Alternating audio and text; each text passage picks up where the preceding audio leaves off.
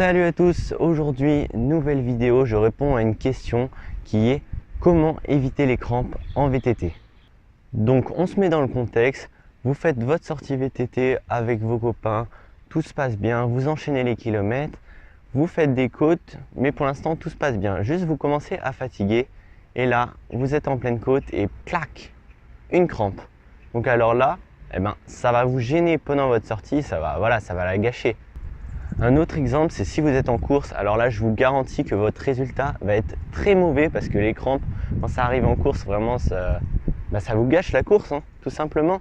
Parce que vous n'êtes pas du tout en bonne condition musculaire pour réussir une course.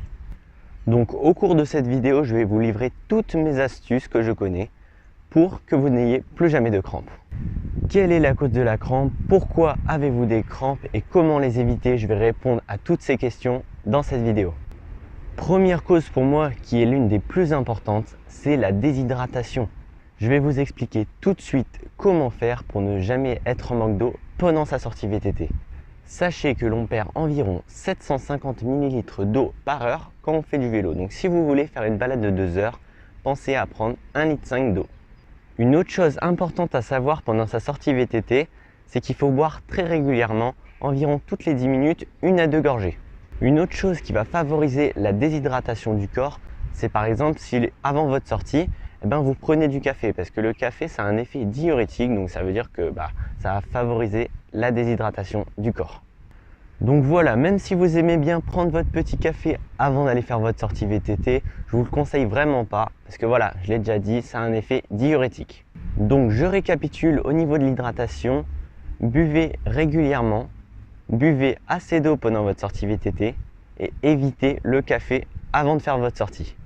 Donc tout pendant que j'y pense, n'hésitez pas à vous abonner à ma chaîne YouTube si ça vous plaît et à liker la vidéo si vous trouvez que mes informations sont correctes, elles sont intéressantes et que ça peut aider les autres. Donc le deuxième facteur qui peut expliquer l'apparition des crampes pendant vos sorties VTT, c'est votre alimentation. Ce que je veux dire par là, c'est que peut-être que votre alimentation est trop acide. Parce que souvent, quand notre alimentation elle est trop acide, ça favorise l'apparition des crampes pendant vos sorties VTT. Donc comment faut-il manger pour que notre corps soit moins acide? Premièrement, évitez de manger tout ce qui est viande rouge parce que ça a tendance à acidifier le corps. Deuxièmement, pensez à manger des légumes. Donc pourquoi les légumes? Tout simplement parce qu'ils ont un effet alcalinisant. Ça veut dire que ça va faire baisser l'acidité de votre corps. Donc voilà.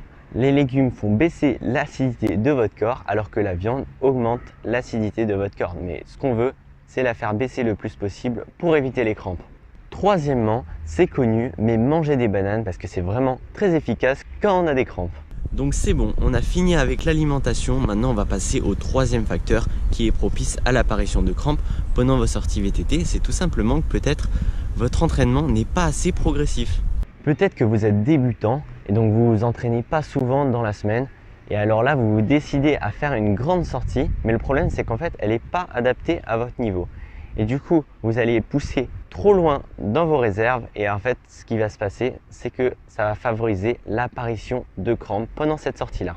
Donc si j'ai un conseil à vous donner, c'est d'avoir un entraînement progressif.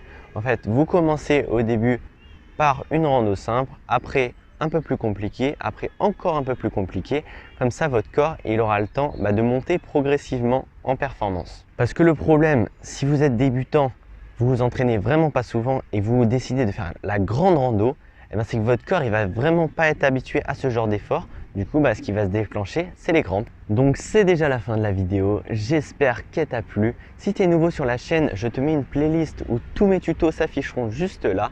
Tu cliques dessus comme ça, si tu as des problèmes en VTT, j'y réponds dans ces vidéos. Et après voilà, comme d'habitude, si la vidéo t'a plu, n'hésite pas à liker et à t'abonner si ce n'est pas déjà fait. Allez, ciao!